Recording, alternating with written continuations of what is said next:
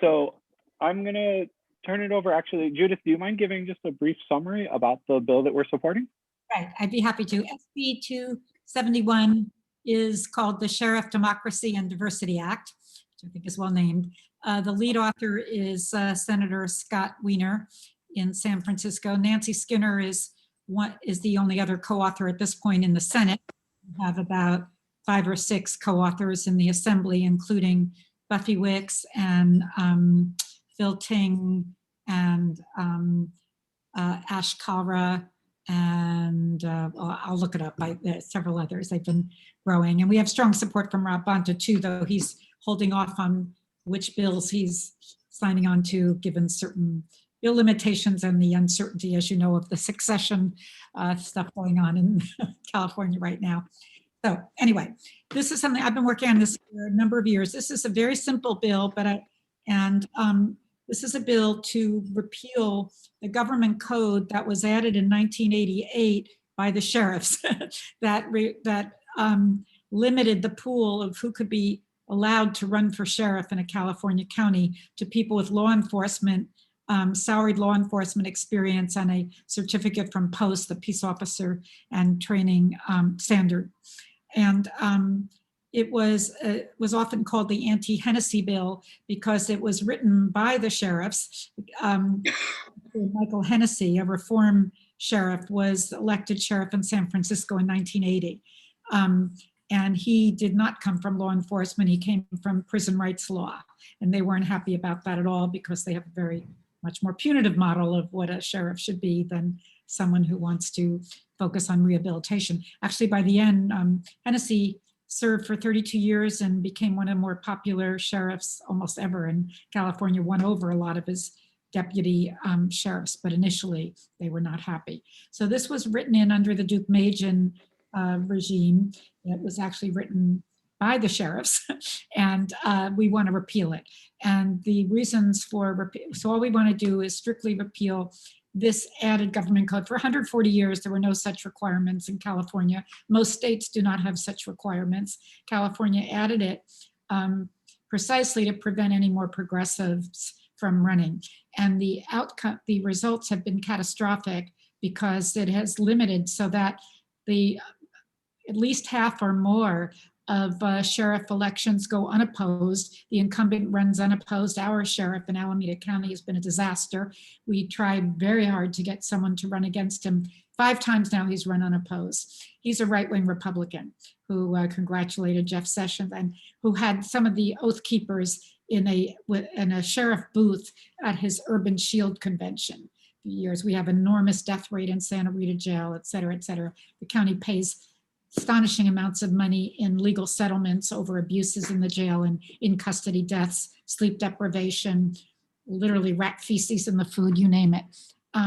Anyway, so the other thing is, so what adding that requirement did was dramatically restrict the pool of possible candidates so that they run unopposed. It also completely restricts the ethnic, racial, and political diversity of candidates, so that out of 58 sheriffs in California, 49 of them are white men. And that hardly reflects the, so anyway, this is not a magic bullet. All this will do is repeal those extra requirements, and it would reestablish local control. It doesn't keep any law enforcement person from running for sheriff, doesn't keep any county from electing a law enforcement person, but it allows counties that wish to, and it would provide for much more of a possible candidate pool and people, and we believe it would provide the possibility, at least, of civilian control over sheriff's departments, which are massive bureaucracies. You know, shooting a gun shouldn't be the main requirement of someone who is going to run. The jails are mainly dysfunctional mental health and substance abuse institutions at this point.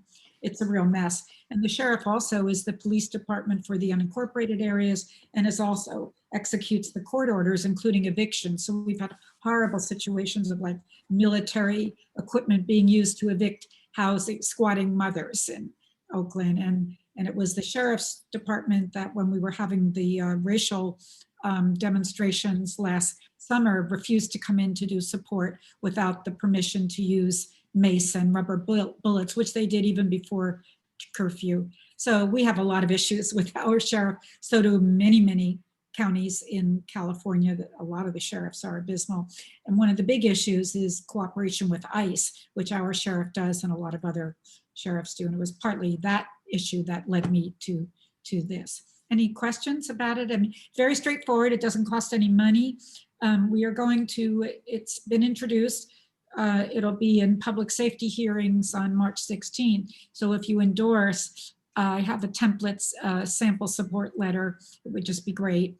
And that would need to be uploaded by March 9th to count in public safety. But if it's later, we are double referred. So we'll also be going to government and finance. We don't have the date on that yet, which will be a harder push. We're pretty confident we'll get through Senate public safety without a lot of difficulty. Anyway, any questions about this? Thank you very much, Judith. The letter from the club, I actually added our part in the blanks, and you'll find it on the invitation that I forwarded to Jack, that I assume he forwarded to you. So it's, the words are already there. It's just a matter of us voting on it. I wanted to add two things. One is that last time around in Contra Costa County, we looked for a candidate for sheriff, and I actually found somebody who I thought was going to be a very good candidate, who many of us around this meeting know. It's Patrick Veneer, who is an assistant district attorney in Santa Clara County, an ADEM, and a member of several of the clubs that we're involved with. And he told me about the rule that you just described. Because he is just merely a district attorney, he couldn't run for sheriff. But there's something else that I wanted to bring up, because that part hits home. We know we couldn't find a Democratic candidate in Contra Costa County. So we know firsthand that pain. But the second part of it is that since the sheriff comes from the ranks of law enforcement, that person has the built-in mentality of the blue code, which is don't snitch on other cops. Exactly. See Serpico, the Al Pacino movie, if you don't know what I'm talking about.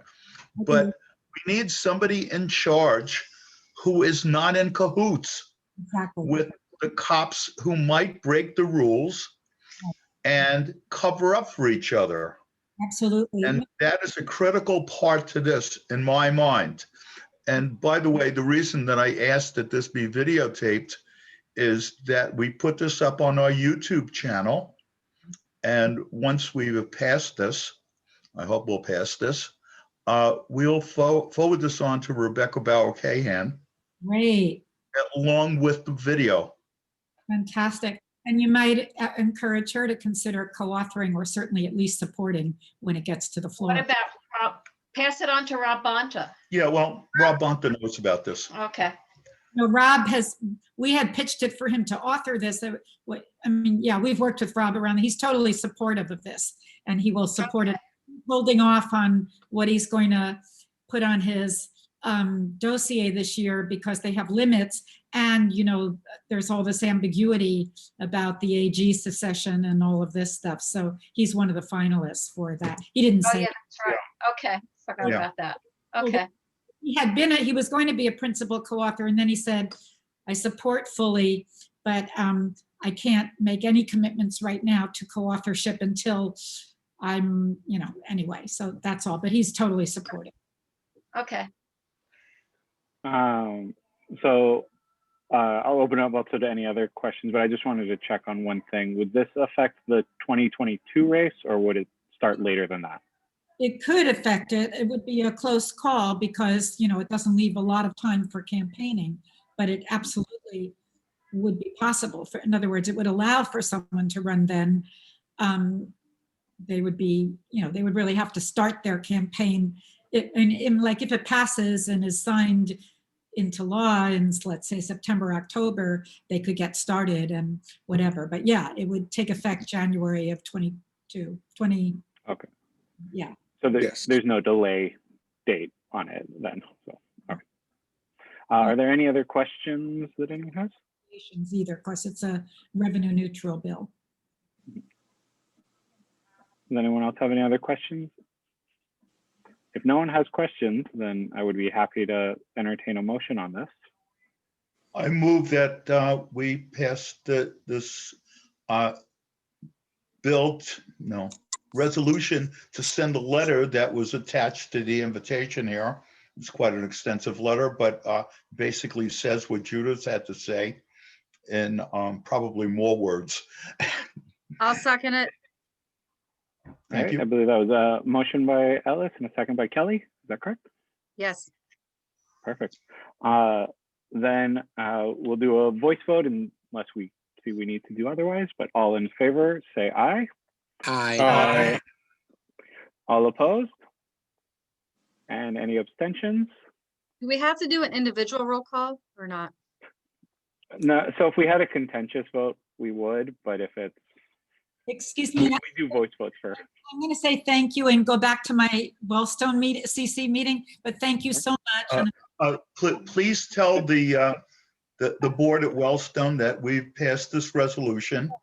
I'm And very grateful. And then who should send we me forward this on to? That's the mechanics of it. Yeah, so there's a portal for uploading it, but I can see if I can do that. Just send it to me, and if I need you to upload it, I'll send you the portal and the instructions for how to do it. Okay, do you put your email in chat? Yeah, I wrote to you. Oh, okay, I'll do that. I Yeah, answered, let's make sure everybody got it. but here, I'll do this right now. Thank you. Yeah, and if I can upload it, I'll send you the instructions on uploading it, and I will also send a copy to Angela Hill, who is the legislative director in Wiener's office, because she's collecting copies of these as well. That I can do for sure. Okay. Okay. All right. Thank you Thank very you very much. much. Thank you. There's my email, and bye. Judith.Stacy at NYU, Yeah, a New York girl.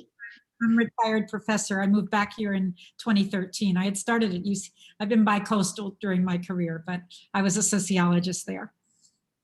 At No, NYU. no New York accent, though. .edu. A little bit. Well, I've So you spent, work in the Village? pardon? You work in Greenwich Village? Yeah, I did. Nice place. I grew Yeah. up around there. Did you? He's from Brooklyn. I grew up in Brooklyn, but I spent a lot of time in the Village. Thank you for coming. Thank you. Thank you so much for your support and for all the good work you do.